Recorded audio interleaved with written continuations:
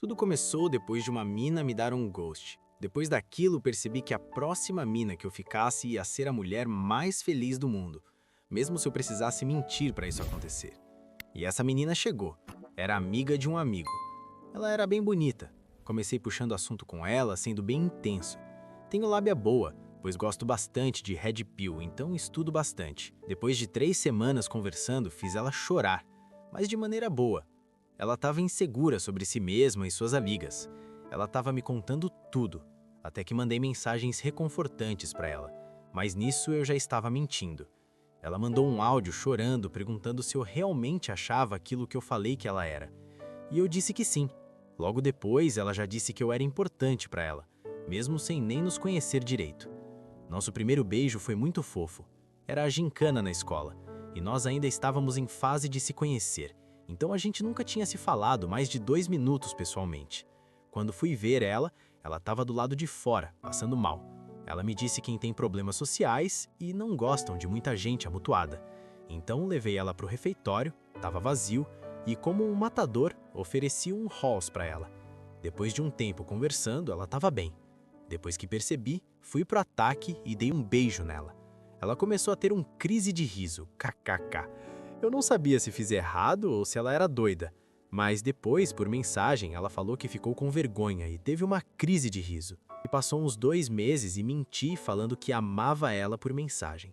Ela aceitou meus sentimentos falsos e falou que me amava também, mas eu não sabia se era verdade ou não. Eu estava tão cego pela ganância que cheguei a mentir falando para ela pessoalmente que amava ela.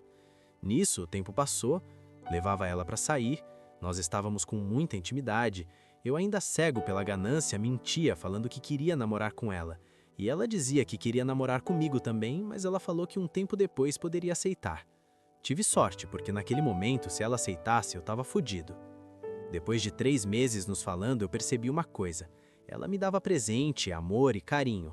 Eu olhava para os olhos dela e via a verdade. Via que ela realmente gostava de mim.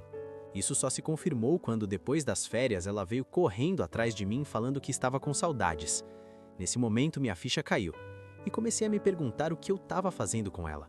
O que eu estava fazendo era desumano. Não estava mais aguentando a culpa e num dia qualquer, no auge do nosso relacionamento, eu percebi que gostava dela de verdade também, mas não ia conseguir segurar a culpa de ter mentido para ela desde o começo. Era uma mentira atrás da outra, até em coisas nada a ver eu mentia. Minha ganância foi meu maior pecado com ela. Então decidi por um fim nisso e terminei com ela em um dia totalmente aleatório, sem nem ficar estranho nem nada. Lembro da mensagem que ela me mandou falando que realmente gostava de mim e que se eu quisesse pelo menos continuasse sendo amiga dela. E eu recusei, porque não faz sentido. Depois disso, uma amiga dela chegou em mim e falou para eu bloquear ela no Instagram, porque ela disse que toda vez que ela via minha conta, ela chorava.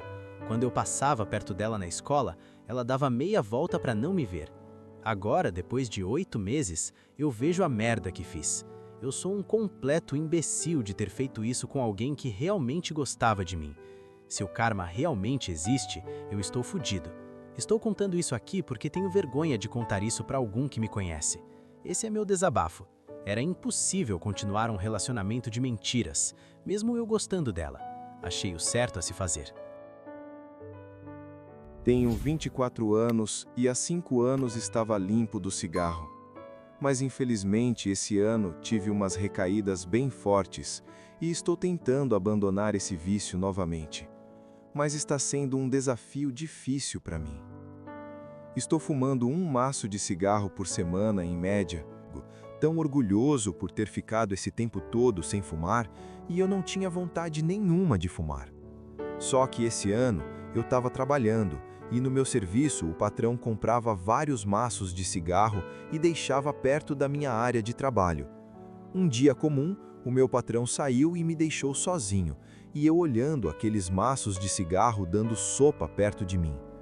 Me deu uma vontade incontrolável de fumar, e eu fui e peguei um cigarro e comecei a fumar.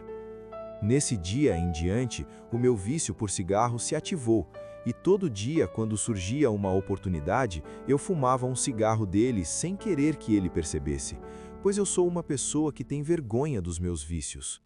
Nunca assumi para ninguém que eu fumava, apenas os amigos mais íntimos sabiam desse meu vício.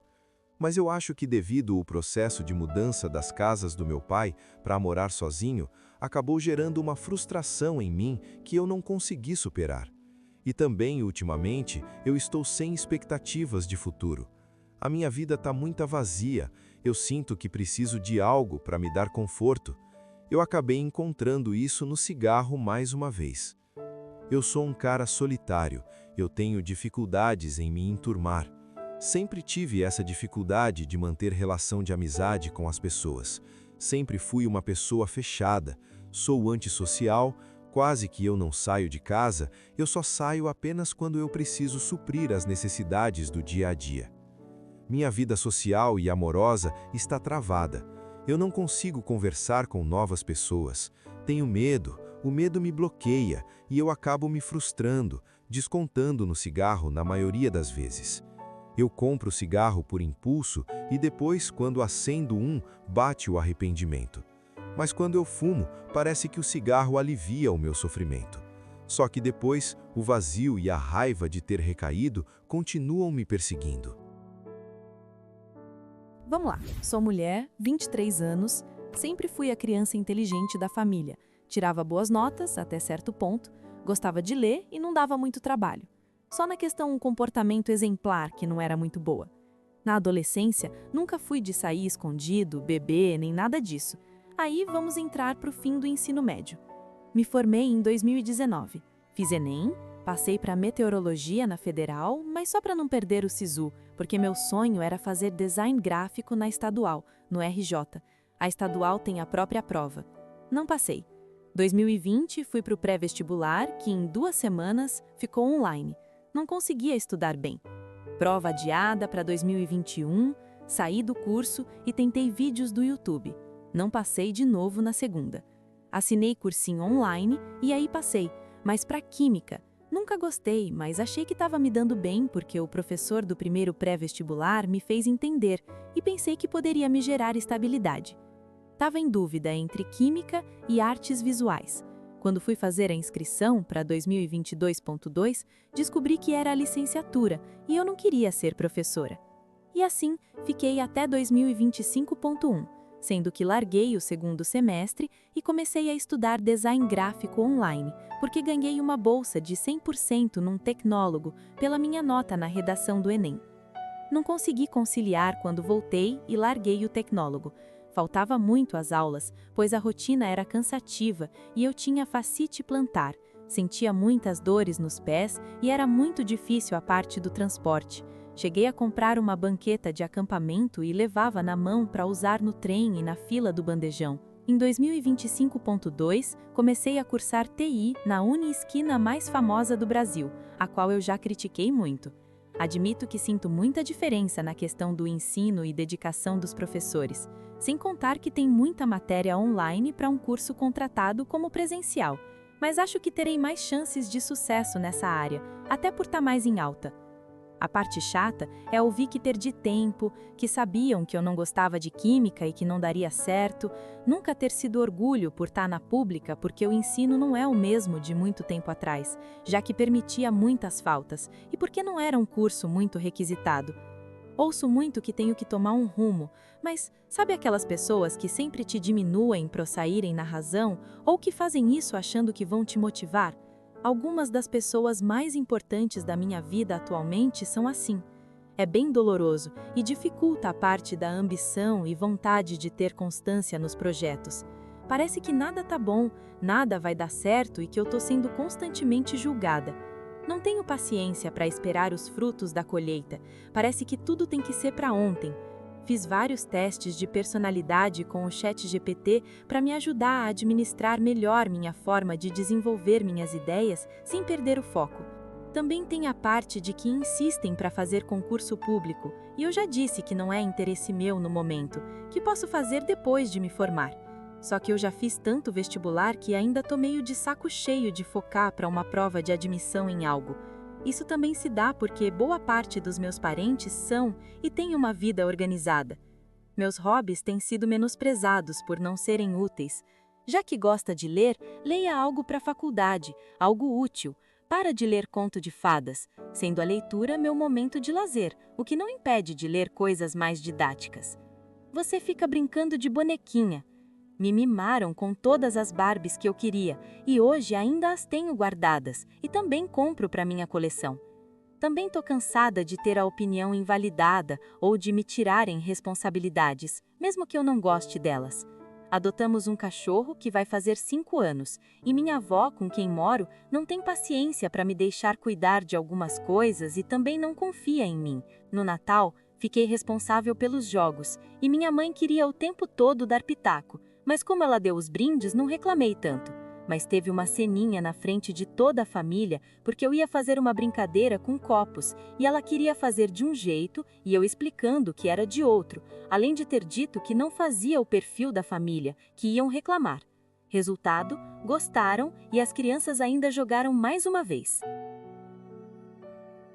Entrei recentemente em um setor hospitalar, OPME, e trabalho diretamente com 2 colegas que vou chamar de T e A. Desde o início, o ambiente tem sido bem difícil e desgastante emocionalmente. T e A costumam trazer amigos de outros setores para dentro da sala durante o expediente, conversam alto, fazem brincadeiras internas e deixam o ambiente confuso.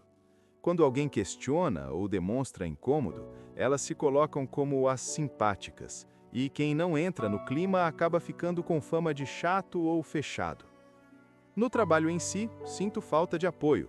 Muitas vezes recebo tarefas sem explicação adequada. Quando peço ajuda, T costuma responder com impaciência, olhar de desdém ou pede para eu esperar, mas depois cobra como se eu já tivesse obrigação de saber. Em alguns casos, ela simplesmente manda eu me virar. Isso me gera muita insegurança, porque sou nova e lido com materiais e processos importantes, OPME, notas fiscais, inventário, mapa cirúrgico. A, por sua vez, parece ajudar apenas quando T está presente. Quando T falta, A não se oferece para ajudar, e já houve situações em que trouxeram alguém de outro hospital para cobrir tarefas que eu poderia fazer, mesmo eu estando ali. Isso me fez sentir desconsiderada e incapaz. Já ocorreram episódios de brincadeiras desconfortáveis, como um amigo delas errar meu nome repetidamente e propositalmente. Em outro momento, A fez uma piada dizendo que eu não gostava das pessoas que elas chamam para a sala, pois eu apenas abria a porta quando a pessoa pedia. Usamos nosso crachá para abrir a porta, expondo isso na frente de terceiros, o que me constrangeu bastante. Também há uma sensação constante de cobrança seletiva. Atrasos e falhas que acontecem por falta de organização delas acabam respingando em mim. O clima é instável. Em alguns dias elas são frias e indiferentes. Em outros dias são extremamente simpáticas, acolhedoras e até me chamam para almoçar. Essa mudança repentina me confunde e me faz sentir que estou pisando em ovos o tempo todo.